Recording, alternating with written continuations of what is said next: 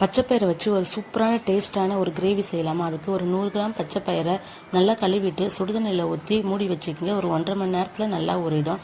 Next அதை எல்லாத்தையுமே ஒரு மிக்ஸி ஜாருக்கு மாற்றிக்கிட்டு காரத்துக்கு 2 பச்சை மிளகாய், 1 ஸ்பூன் சீரகம், 1/2 ஸ்பூன் மிளகு, தேவையான உப்பு போட்டு நல்லா அரைச்சி எடுத்துக்கோங்க. அரைச்சதில் ஒரு இட்லி பாத்திரத்தில் வச்சு ஒரு 10 to 15 நிமிஷம் வேக வச்சு எடுத்து அது நல்லா ஆறுனதும் சின்ன சின்னதாக கட் பண்ணி எடுத்துக்கோங்க. ஸ்டவ் பற்ற வச்சு ஒரு அகலமான பாத்திரத்தை வச்சுக்கோங்க. ஒரு 3 ஸ்பூன் அளவுக்கு எண்ணெய் ஊற்றிக்கிங்க. பட்டை, கிராம்பு, ஏலக்காய், சோம்பு எல்லாத்தையுமே போட்டுட்டு வெங்காயம், பச்சை மிளகாய், கருவேப்பிலை, இஞ்சி பூண்டு பேஸ்ட்டு, தக்காளி இது எல்லாத்தையுமே நல்லா குக் பண்ணிங்க. மஞ்சள்தூள், சீரகத்தூள், கரம் மசாலா, மல்லித்தூள், சில்லி பவுடர், தேவையான அளவு உப்பு போட்டு நல்லா மிக்ஸ் பண்ணதும் கட் பண்ணி வச்சிருக்கிற பச்சைப்பயிரையும் அதில் போட்டு நல்லா மிக்ஸ் பண்ணிக்கோங்க.